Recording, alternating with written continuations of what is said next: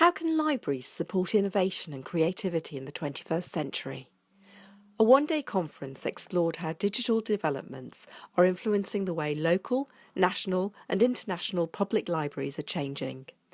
The conference examined the story behind the setting up of Fab Lab Devon and the ways in which libraries can work with Fab Labs and makerspaces to support innovation, creativity, business and economy in their communities. I think we just feel really passionate about the impact that we've had so far, and it feels like something that any library service can do, so we're just really keen to share that with library colleagues across the country. I think more than anything there's so much in the sort of professional press about makerspaces in libraries, the impact that they can have on economic development, cultural capacity and that kind of thing, and following that it seems that Devon is one of the innovators, one of the leaders in the UK. Having the Fab Lab down here, just the chance to come and see that in a context of a newly refurbished library and have a look at the difference it's making. There's a big thing about coming together with people, and I think that's a really big part of coming to something like this.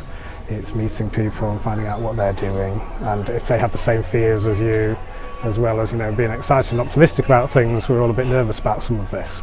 And I think part of that is going home feeling more confident, maybe either because we're doing it already quite on the road to doing it well, or it's because we're going to meet people that are doing it and I can get tips from and things like that. It seems like a really exciting prospect, really. I mean, where we are, I've always thought libraries should be on the cutting edge of technology, and I think sadly in Swindon libraries we're probably not on that cutting edge of technology in terms of IT and lots of other things. So I thought it'd be a good idea to just come along and see what sort of new developments there were in that field, really.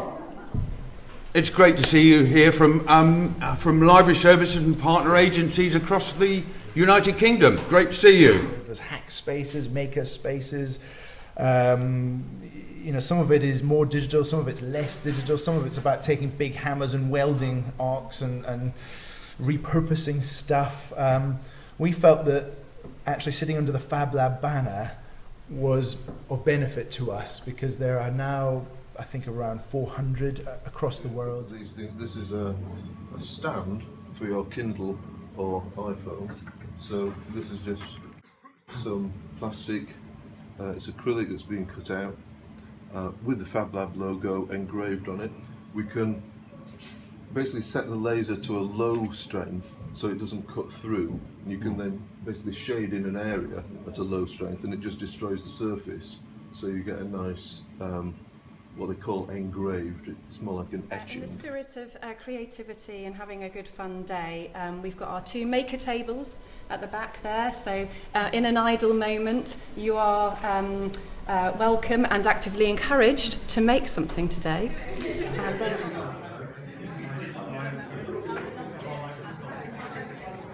Support around promoting enterprise and entrepreneurship in schools and looking at as to how we can link digital making, Fab Lab with other parts of what we're doing as part of the local authority. We're even hoping to build on some of our cross-channel links to explore European funding options with the colleagues in Normandy that Kira mentioned previously, because they're also investing in digital making facilities, not as good as ours, I think, but it's still great to collaborate across the water, I'd say. So some fantastic opportunities that are coming up for Fab Lab Devon in the future. Just double click on that. And you'll be presented with that Raspberry Pi again, like we saw before. Equipment, mid-tech, I would say not high-tech, because if it was all high-tech equipment, expensive equipment, people would be scared of using it. If you're not technical, you go to a lab and feel comfortable using the equipment. If you had a £250,000 machine and they wouldn't want to touch it, you've got young kids or you've got artists and they don't want to touch it. So it will always be kept at the kind of low-cost entry level. I think libraries are now exploring more of their social grounding. They're exploring ways of being away from just an artefact. I think the widespread momentum and the sort of ground up demand as well is very clear.